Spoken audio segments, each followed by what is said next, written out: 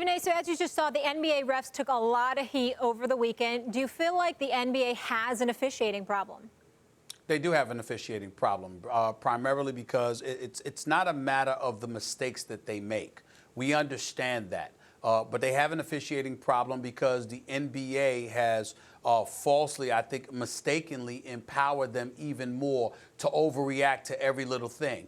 These are officials that obviously work hard and are incredibly capable, but they are far from flawless and perfect. We all know this. And you've got careers that are potentially on the line based off of wins and losses with coaches. You have players who are marquee guys that have been thrown out of games, and they're talking basketball. They're not MFing these guys. They're not insulting them personally and things of that nature. Of course, if you're disrespecting a human being, then the official has a right to deal with you accordingly. But if you're sitting there and saying you're arguing literally a basketball play, even if the official disagrees with you, you're getting to a point where guys are getting thrown out of a game for walking away. Dwayne Casey didn't say anything to the official, and he got thrown out of the game. Tim Duncan once got thrown out of the game by my buddy Joey Crawford because he was smiling at Joey Crawford. I mean, don't get me started with the collegiate ranks where this guy Ted Valentine has the audacity to complain that he's not allowed to work for the NCAA tournament, where he literally turned his back on Joel Berry, the star of North Carolina, when they had a game against Florida State earlier this year. He turned his back on the kid. And we talk about officials being shown up, but that official did something like that. The NBA has made a mistake where they have overreacted to such a degree that they have allowed these officials the latitude to have, that not have strong stomachs or whatever the case may be, and they're just throwing guys out for small time reasons as far as I'm concerned, and it's a mistake that's going to come back to haunt the league at the most inopportune time if they continue to allow this to progress.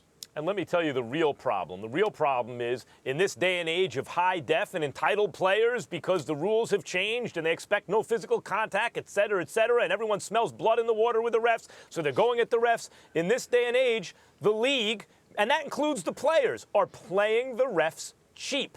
2- and 3-man crews are ridiculous. As Coach Mackey presents, Stephen A., the idea of how to change. Yes, my daughter's head of Steady Buckets, the skills developmental program my daughter Esther's in.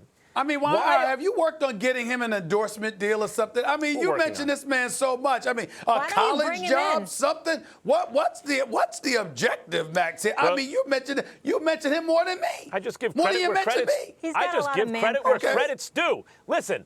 Every day? Why isn't it like a line judge in tennis, right? There should be a judge on each sideline. They should be looking at whether or not you're stepping out of bounds. They should be in charge of that. A judge under each basket in charge of the painted area. And then a 2-man crew working the game. In other words, you have to double the number of refs that you hire. And if you do that, instead of having guys running up and down with their eye changing, it's like a batter in baseball, Stephen A., they want their heads still to be able to see things, not bobbing all around. You have 4 refs who are basically stationary looking at certain areas and 2 of them working the game. You would get the calls right more often than not. They're playing them cheap. They're saving money on fewer refs. It's an antiquated system, and they should change it. It requires spending a little dough. Yeah, you could say that, but at the end of the day, what it comes down to is this. You can't have referees throwing guys out of the game for the smallest things imaginable. You can't have coaches being thrown out of the game when they ain't even say anything. They're just looking at you in disagreement, or you're respectfully disagreeing with a mistake that you believe that they have made. They've got to have, they got to be stronger than that. Yes. And Bouncer it comes syndrome, across as Stephen real A. weak now. It's ridiculous. Right. Bouncer syndrome, Bouncers at the front door of a club. Give them a little power, and sometimes it's abused. That's right.